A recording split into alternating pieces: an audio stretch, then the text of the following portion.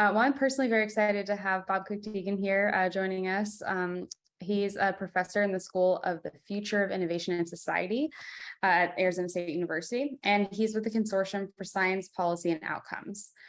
He also founded and directed Duke's Center for Genome Ethics, Law, and Policy in 2002, and taught in the In Washington program at Duke until 2016. Before that, he worked at the National Academies of Science, Engineering, and Medicine, the National Center for Human Genome Research, and the Congressional Office of Technology Assessment.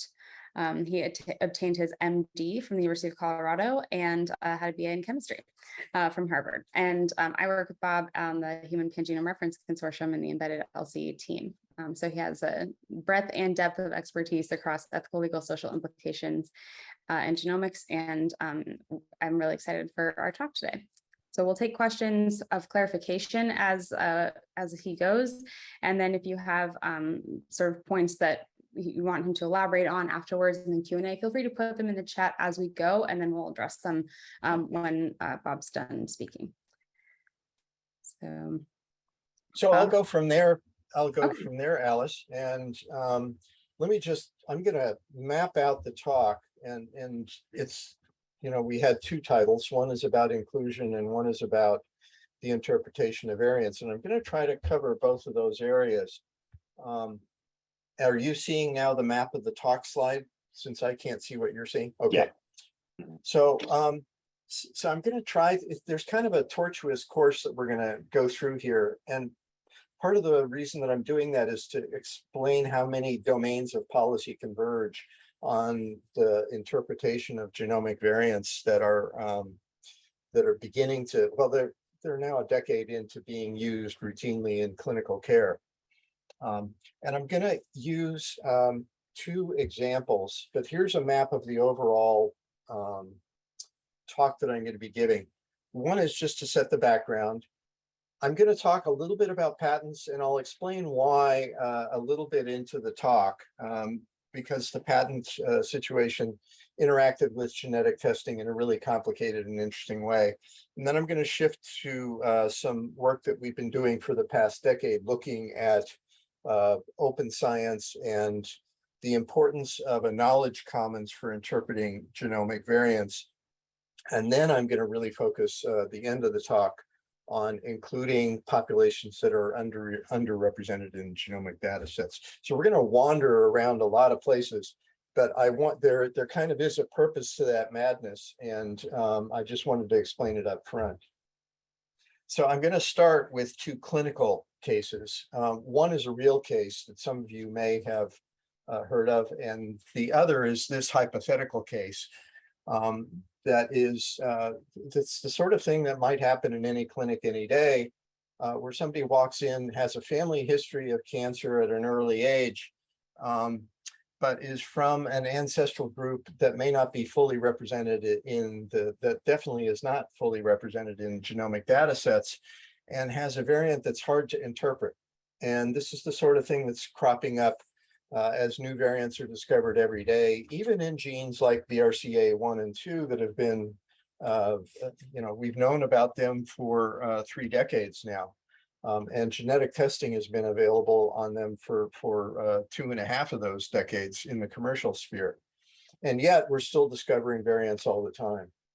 And just as a little side note, one of the reports that came out in China just 4 or 5 years ago reported that 40% of the variants they discovered by sequencing incoming patients with breast and ovarian cancer had variants that were not reported in the public databases at the time.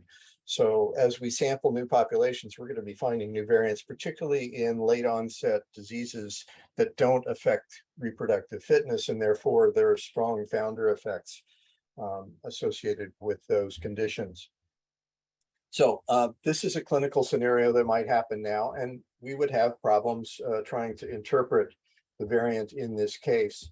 The other case is one that some of you may have read about, and this is just an illustration of why it matters that we need to be able to do a better job of interpreting these variants. Christian Millare is a 2-year-old who died because a variant that was found in his genome that turned out to be associated with severe epilepsy of childhood, so-called Dravet syndrome, was interpreted as a variant of unknown significance, and the clinicians dropped the ball. It ended up in litigation that's been horribly complicated and still not over. But it's the example of a case that was dependent on a single case that had been reported 3 times in the literature as association between disease and variant, but it was from a single Canadian girl who was in the original publication on Dravet genetic origins. And if you look in the literature today, you will find that there is still only one case report. And it's, as we all agree, it's kind of dangerous to make clinical interpretations based on a single case. This is a good illustration of how much information gets lost in the way that we do genomics these days, because this child's genetic variant was only reported in ClinVar, and it's still reported as unconfirmed because it was never published, and the details of his case have never been entered into the literature. So it just illustrates a flaw in our system for interpreting genomic variants. So I won't spend time on this slide because everybody on this talk has seen this slide 20 zillion times. But it's just to remind us that the driving force in the entry of genomic medicine has been the incredible drop in sequencing cost and increasing speed and accuracy of genomic sequencing. And of course, now people are talking about Stat News just a couple of weeks ago did a report on the $100 genome. Now that Illumina's monopoly on sequencing may be beginning to crumble at the edges, the cost of sequencing may be dropping again, which means we're going to see even more sequencing than we've had. So we got lots of genes, we got lots of tissues, lots of people being tested, and we need to link to lots of data. So that's the overall, I'm just setting the stage here for the situation that we face in clinical genomics. I want to layer on top of that, though, a complication. And here's, I'm going to dig into the patenting situation. If you look at this, this is a curve showing the number of DNA patents, DNA-based patents. That is a patent that says something in its claims. The claims are the picket fence that says, if you enter this space, you're infringing our patent. This is a graph of US patents granted that had in the claims the mention of DNA or RNA or one of the variants of DNA or RNA. So these are claims that have something about a nucleic acid in them. And you probably can't see, but the human genome started officially right around here, if you're watching my cursor. And there was an exponential rise in the number of patent applications up until 2000, 2001. The rules at the patent office changed at that point. The standards for getting a DNA-based patent went up. And also we were beginning to hit saturation with first generation of gene patents. So things dropped for a while, but then they went back up, and they've been at steady state in the range of 4,000 to 5,000 patents a year issued in the United States for DNA-based claims. The particular database that this was built on has gone out of business. We shut it down in 2016 when our grant ended for the Center for Public Genomics at Duke. But so what's going on here? Well, the patenting situation really paralleled the rise of biotechnology and the commercial implications of what was going on in molecular genetics. And in diagnostics in particular, and from now on, I'm going to be mainly talking about diagnostics. The entry of DNA patents into the ball game caused a lot of controversy.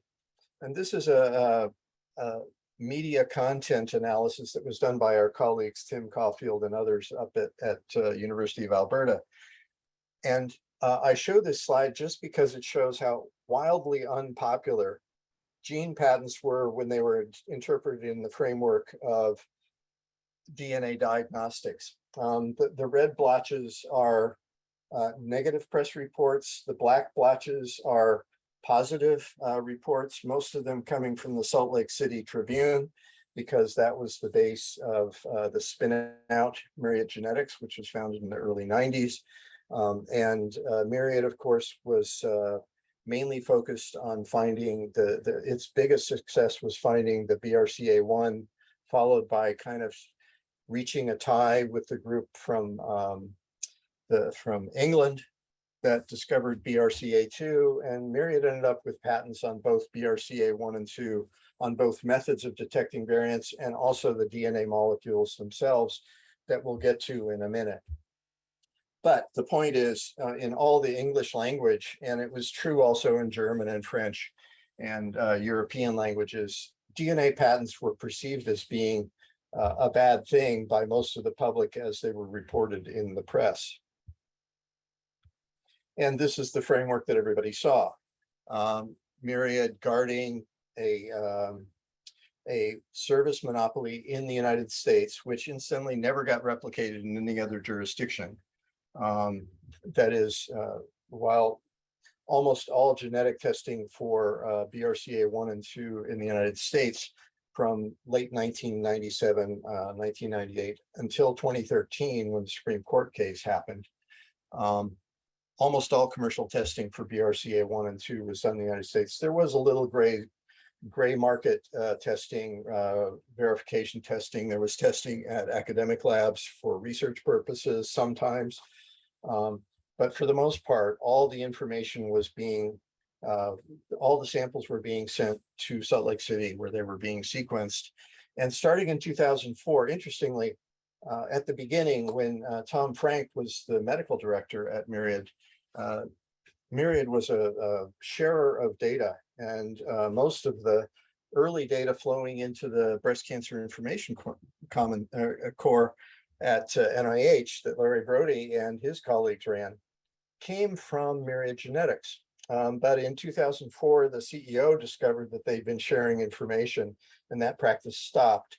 And starting in November of 2004, Myriad started keeping its data with click-through agreements that if you were using their data, you were not allowed to share it. And thereby basically treating the information they were gathering from their service monopoly on genetic testing as a trade secret, starting in late 2004. So just to put a little flesh on that, you can see this is the revenue curves from Myriad Genetics that we put together from their SEC filings over the years. And what you see under the curve, basically, if you add it all up until the point when their patents were invalidated in 2013, Myriad brought in about $2.5 billion in revenue from their hereditary cancer testing, the vast majority of which was for breast and ovarian cancer for most of this period. And you'll see that they hadn't been doing all that much testing. And in fact, they were not really profitable until about 2004. So at that point, they started being very profitable and they stopped sharing data at Myriad, which of course elicited a reaction that's illustrated on this slide. What you see is Mark Skolnick, who led the team that discovered BRCA1 and the team that kind of tied the group that the Stratton group that's at the bottom right. Andy Futriell in the top right there is the one person who was on both the original patents and the original publications for both BRCA1 and 2 when he was at the Environmental Sciences Institute at NIH and then at Duke. And then, of course, what you see is Mary Claire King counseling Joanna Rudnick, who did her film In the Family. And Joanna was herself a BRCA carrier and developed cancer herself. But she really wanted to have kids, and therefore she did not. She delayed her surgery, developed cancer, and did a film before she knew that that was going to be the outcome. And then in the bottom left, what we see is Tanya Simoncelli, who was the person hired by the American Civil Liberties Union in New York to be their science advisor, and basically was the instigator of the lawsuit that was filed in 2009 and led to the Supreme Court decision of 2013. So speaking of which, that Supreme Court decision got a lot of attention. What you see is the day of the oral arguments, you see Jim Watson, you see Francis Collins, Eric Lander, future science advisor and leader of the Whitehead and then the Broad Institute, and folks protesting on the steps of mainly organized by Breast Cancer Action, but also Force and other groups. And this happened on April 15th, tax day of 2013.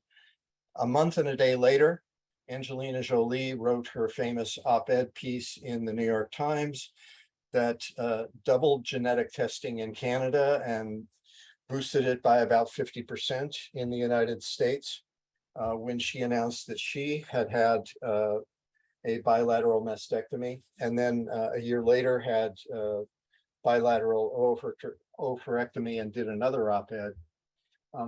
Made the case very, very high profile. And then, of course, in June of that year, Supreme Court handed down its decision in Myriad versus the Association for Molecular Pathology that invalidated the DNA molecule claims and the method claims that basically claimed any method of finding a variant in either BRCA1 and 2 had already been invalidated under the Mayo case that was decided the year before.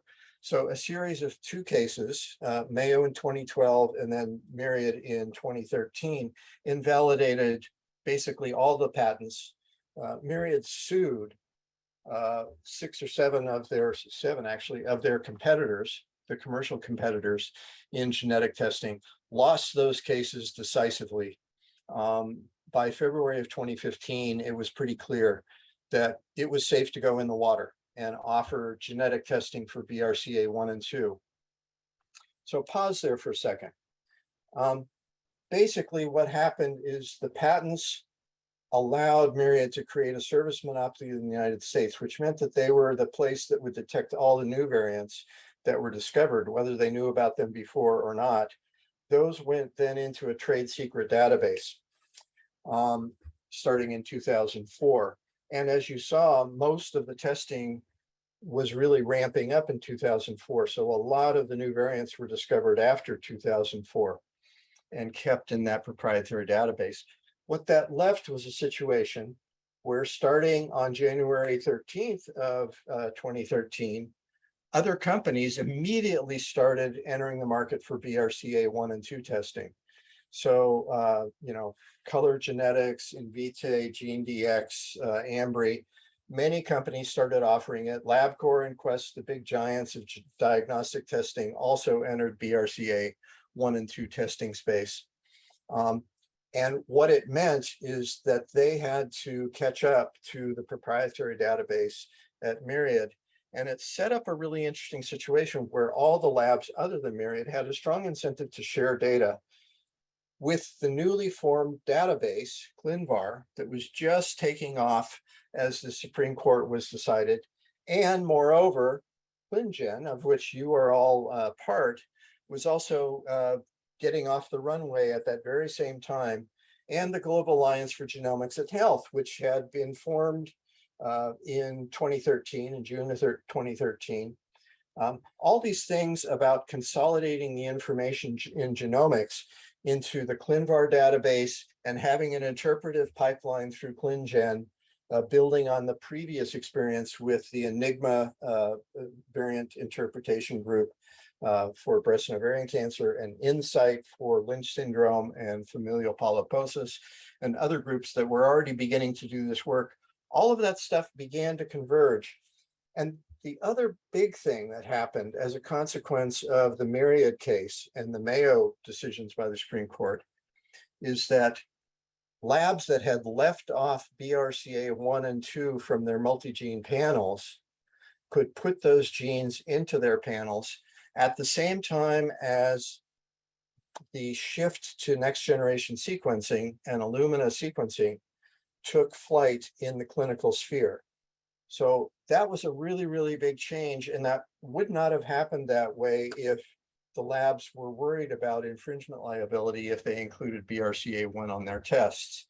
So what it meant is open field running for entering the space of genetic testing for multiple cancer genes.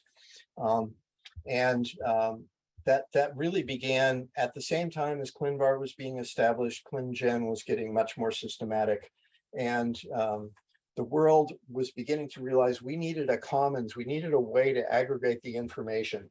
So here I'm going to shift gears again. How are we going to establish the information sharing networks that allow us to interpret this information?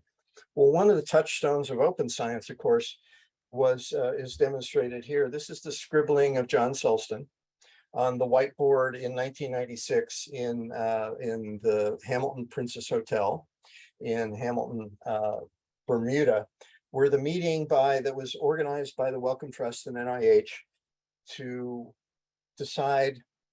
1996 is when NIH and the Wellcome Trust got really serious about scaling up sequencing. And they gathered all the major labs that were going to participate in what became the International Sequencing Consortium for the Human Genome. They got them all together in a neutral space, Bermuda, in February. The weather was miserable, but the science was fabulous. And because it was a relatively small number of labs, everybody who was a big player could be in the same room. And that's when Bob Waterston and John Sulston basically came up with this radical idea of let's not wait for the sequence to be finished to publish the data. People can use the data along the way.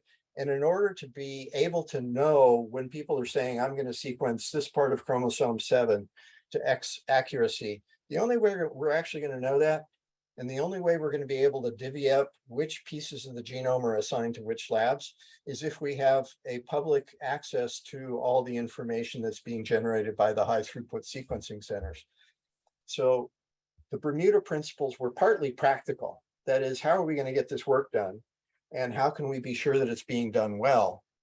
But it was also became kind of a spiritual, hey, daily deposit, daily public disclosure of the sequencing information became a norm. It was not always abided by, but it was a norm that was built into the early history of genomics as sequencing got really fast and really big in 1996. That's the reason that we called our project the Sulston Project.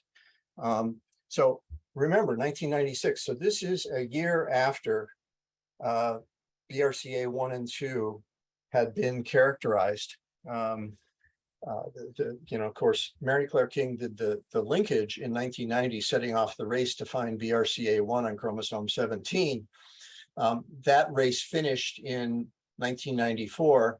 And then in 1995, you had much quicker sequence from linkage to characterization of BRCA2 on chromosome 13. But both of those events had already happened.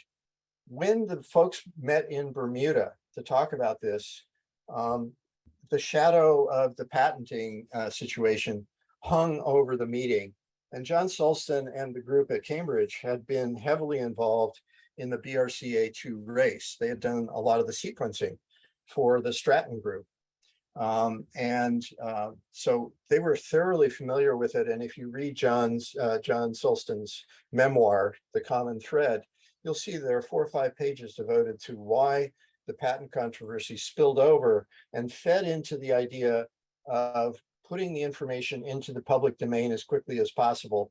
One reason for that was as soon as the information was public, it was unpatentable. So you could not file a patent on the information itself. You would have to do something with that information that was that met the criteria for patentability. So that's why we named the project that we began in 2018, the Sulston Project, which I'll get to in a minute. But basically what happened in Bermuda is the open science ethos of nematode biology took over human genetics. Whereas before, up until the early 90s, I was trained as a human geneticist back in the Sorry, 80s. could you say that again? I'm having trouble hearing you. Sorry, Siri just interrupted me. So the open science ethos of nematode genetics entered genomics kind of by the back door. The human genetics community had gotten very used to having pedigrees of human pedigrees with folks who were affected or unaffected by a particular disease or condition. And those were protected as kind of assets for academic advancement. It took a lot of work to construct a pedigree. And the tradition was to keep that information within your lab and exploit it for as long as you could. And so the traditions in human genetics were much stickier than they were in nematode genetics, which had grown up with a smaller community of folks who were committed to open science. And the battleground was the Human Genome Project, and it turned out that the nematode folks won. So we've done patenting, we've done open science and the emergence of an open science ethos through the Bermuda Principles. And now we're going to focus on the commons problem.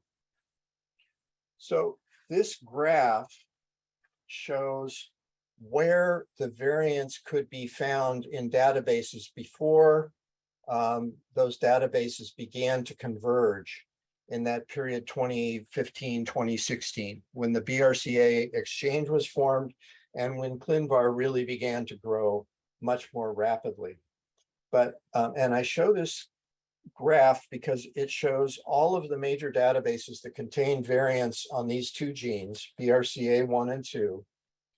And the point of this slide is if you look at the lobes that are biggest, the places in this Venn diagram that have the most variants, you'll see that they are only found in one of the various databases that were available all over the world. So Lovid, the Enigma group had its own data set. ClinVar was gaining steam. And then there was this database that was housed in Paris that was sponsored by originally Quest and then LabCorp that was going to be a subscription model for contributing data to and withdrawing data from the human genome mutation database in Paris. And that kind of failed because their price point was too high and nobody else played other than LabCorp and Quest. So that kind of went away. But in 2015, they had the second largest number of these rare variants that were only reported in one data set. And what that means is if you had a variant of unknown significance, you would have to check all of these databases with their different formats and their different ways of presenting the data. You would have to check all of them to see if this variant had been seen before and if anybody had ever interpreted it. Plus, you'd have to check the literature. So that was the commons problem that BRCA exchange and ClinVar faced. And if you look at the top right here, I've got some updates that are from a couple days ago from BRCA exchange, which now reports 68,000 variants in their database, of which about 5,000 are reported as pathogenic. But most importantly, over 61,000 of those are reported as not yet reviewed by the Enigma variant interpretation group. We know that there are tens, maybe even hundreds of thousands of variants still to be found in BRCA1 and 2.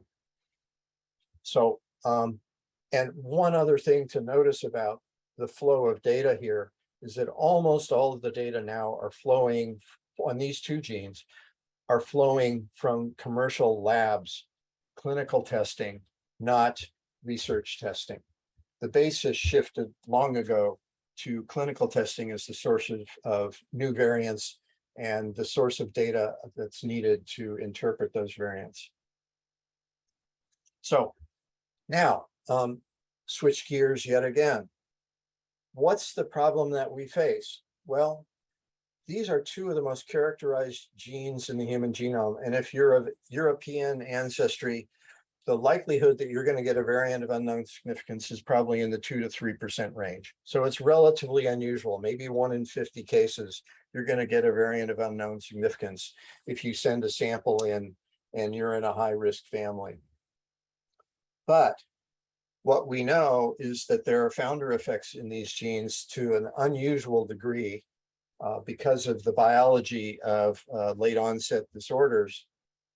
And the variant that explains most of the inherited risk of breast and ovarian cancer in Iceland is completely different from the 3 founder mutations that account for well over 90% of the inherited risk among Ashkenazi Jews, which is different in turn from founder mutations that can be found in Belgium, in the Netherlands, in Mexico, in the Ojibwa, in Ontario. So we're finding founder effects all over the world, and yet there are lots of populations that haven't been sampled just because of the way that testing is done and the fact that there is no smooth flow from wherever a test is done into, for example, the ClinVar database. The vast majority of information in ClinVar comes from US labs. And so what that means is if you live in China or Indonesia or Malaysia or Africa, you're much more likely to get a VUS return that we don't know how to interpret, going back to that clinical case that I mentioned at the very beginning. So this is the problem that we've got. There are populations on the planet that haven't been sampled, and we're going to be discovering variants. We know that we're going to be discovering variants that need to be interpreted. A small fraction of those are going to be associated with high risk of cancer.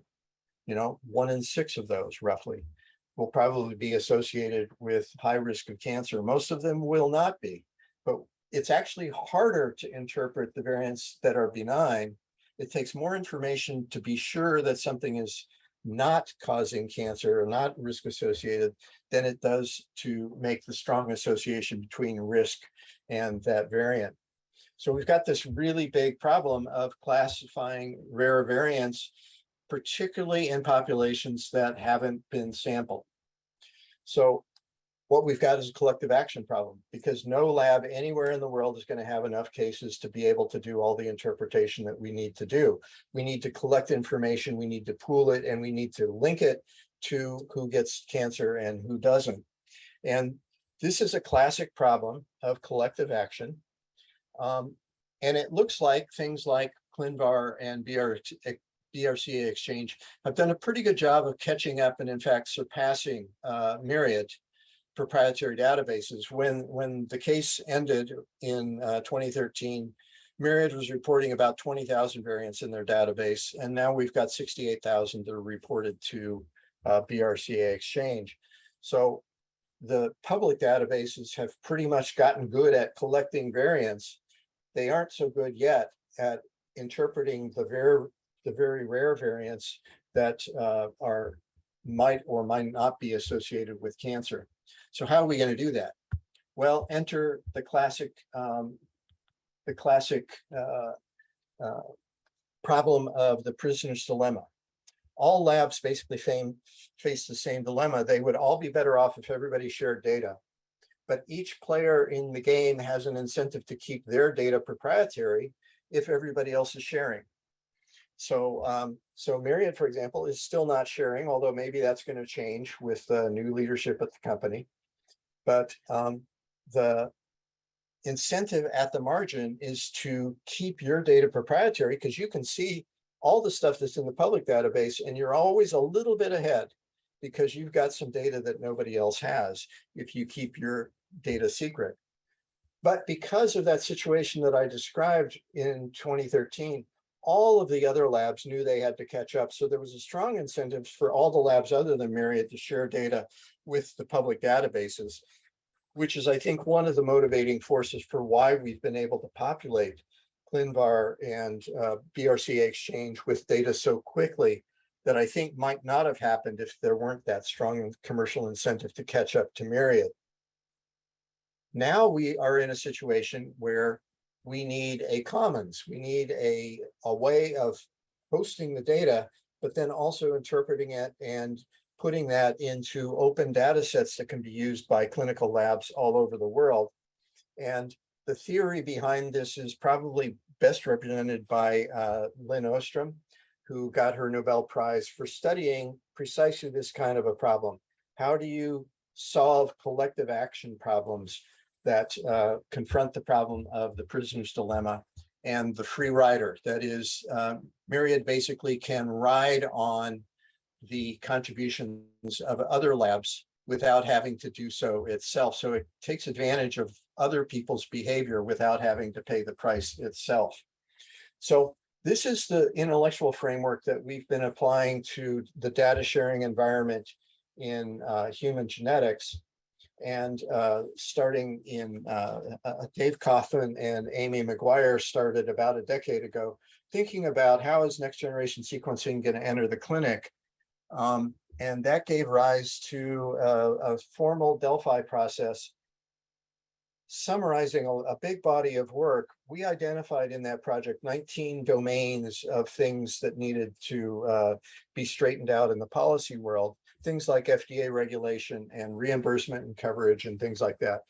But we had a category of intellectual property and data sharing. And of the 19 things, the challenges that we had listed in the original project, data sharing came out as tied for first in being most important, but dead last in assessment of whether it could be fixed, whether it was feasible to fix it. Well, given that, if you're a policy researcher and somebody says, this is really important, but we don't know how to fix it, that becomes an object of study, which gave rise to this project, which was focused on building the medical information commons, which in turn built on the concepts that were beginning to emerge from the Institute of Medicine for what became known as precision medicine and the Precision Medicine Initiative. And that in turn gave rise the following year to the Cancer Moonshot under the Obama administration. And that's precisely when we were beginning to think about building the medical information commons. At the end of that project, we had a workshop in Santa Cruz, the home of the BRCA exchange, to talk about data sharing, where we pulled in clinicians and database curators and people contributing to databases, but we also brought in a very strong set of folks with the patient voice from online communities that have self-assembled around risk of inherited cancer. And we got together and everybody was enthusiastic about data sharing. We were about to go down that road, and then the Cambridge Analytica scandal made clear that there were risks in sharing data, particularly highly private information about genetic risk on online databases and online fora such as Facebook and Twitter. So that kind of put a kibosh on enthusiasm about that data sharing until the problems of privacy could be solved on those online support groups. And that remains an unsolved problem that I won't say much about, except that it looms in the background of what we're talking about here. But on a more positive note, the collaborations about data sharing have gotten pretty robust.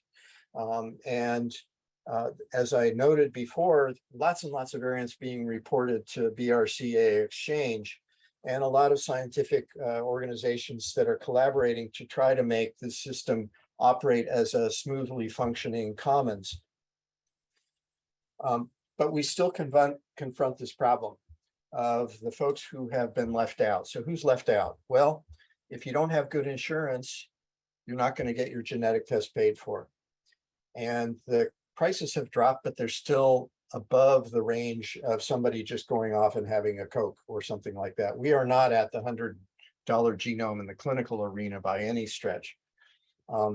Moreover, Medicaid patients have been among those who didn't have contracts with Myriad, for example. Many states never had a contract with Myriad for genetic testing. Medicare has been reluctant to cover predictive testing. They will cover testing once you've got cancer, but Medicare has been very reluctant to cover genetic testing, and private insurers are plus and minus about coverage. It's gotten very common to cover it in the wake of the practice guidelines and the preventive services task force analysis that has basically said, hey, this makes sense for those who are at high risk. But we're still missing half the people who are at risk because they don't know they're at risk. So this is where we are now. There are lots of people who've been left out, but I flagged two of them in particular. We're doing case studies on Latino and Hispanic women, and actually men too, to find out why are they underrepresented in databases. And of course, the factors underlying why Latino and Hispanic people are not in our data sets has much to do with access to care and participation in research. It's not a biological factor, it's about access to care and social factors. But the thing that we're studying is very biological. That is, who are your ancestors and who did you get your DNA from? So we're trying to, it's a really complicated mix of trying to understand the biology of inherited risk of cancer, which is very biological. But the reason that people are not in the data sets have to do with social factors. And the only way we're going to solve those problems is to open up access and include the folks who have been left out. Finally, a word about indigenous communities who, for very good reason, have decided not to participate in science that results in extractive biocolonialism. So many tribes have been quite reluctant, particularly after the Havasupai case that my own university was involved in at Arizona State, that was settled in 2010 and began in the early 2000s. There's been a lot of reluctance to participating in genomics that is only beginning to now defrost and be open to participation. When we've surveyed all these populations that are underrepresented, including African Americans, Latino and Hispanic and indigenous populations, the reluctance is not to participate in research. In fact, everybody's eager to participate in research if they trust the system and if they think it's going to benefit their population. We have to solve this chicken and egg problem of distrust that needs to be overcome in order to get the databases and data sets to include data that can be used for those populations. And that's where we are now. I alluded to the fact that we've got case studies going on in those three populations, and I have this slide just to show you, and I'll share these slides with you, Alice, and you can share them with everybody else. Yes, we've got these. We're at the 10-minute mark, just to let you know. That's good. So I'm just winding up. So we've got these three case studies. Amanda Gutierrez is a PhD candidate now at Harvard, just starting up. Lynette is now at Michigan in the T32 training program there. And Janice Geary has been working with indigenous groups in Canada for years.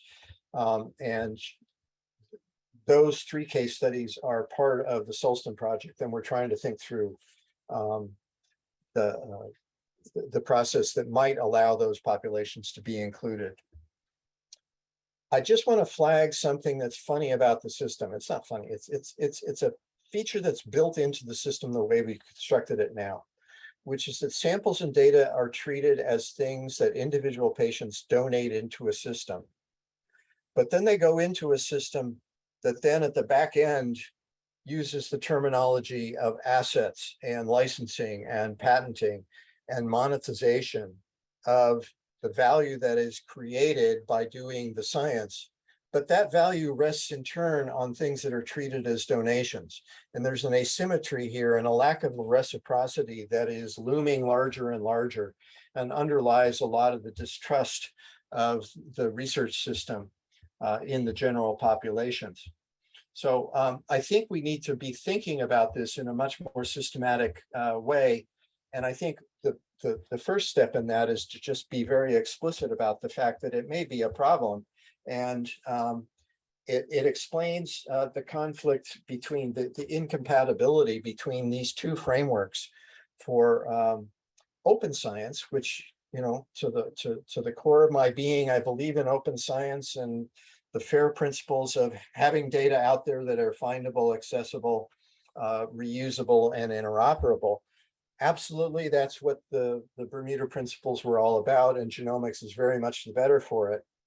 But if that's your only framework, and there are no other side agreements about, well, if somebody starts making money off of this stuff, who's gonna benefit from that? Or is the only way they're going to benefit is they get to buy the drugs and buy the diagnostic tests that are made available? That doesn't seem like it's quite enough. So the indigenous data community has come up with the CARE principles, and the collective benefit and ability to control data and samples are essential elements that are not completely compatible with the FAIR principles. And we have to come up with a set of rules that allows us to both be fair and to care at the same time.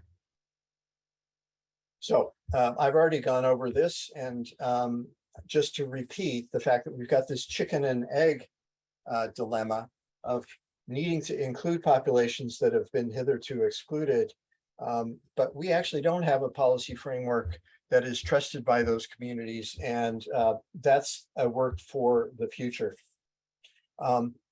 One glimmer of hope here is that we should be able to solve this problem by leaving data in place that are under control of health systems. For example, one group we're working with is the Alaska Native Tribal Health Consortium up in Alaska, and the South Central Foundation, which runs a really excellent healthcare system for Alaska Natives.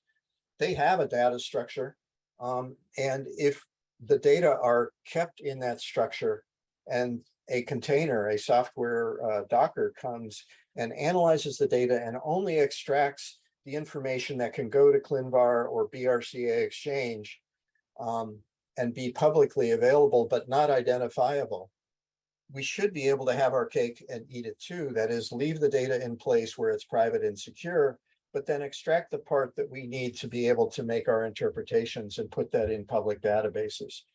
So the BRCA Exchange is pioneering that effort, and they've tried it with one of the databases in Japan, and we'll see if it can work. It's labor intensive, and right now it's difficult because it's a pioneering enterprise. But these federated data structures, some of which are completely open and some of which are private and secure, I think that's probably going to be the way the system begins to work. And that might solve the problem for indigenous communities that could keep control of their samples and data, and yet share information that is needed to help create the reference sequences and to do public interpretation for their own populations, who are the ones who might benefit from being included in those data sets because it's their variants that are much more likely to be hard to interpret. So I'll stop there and open it up for questions. And now I'm going to turn off PowerPoint so I can see everybody. Thank you so much, Bob. That was a lot of great content and a lot of information. We do have some comments in the chat from the first one I see is from Dennis. Do you want to ask your question or make your comment?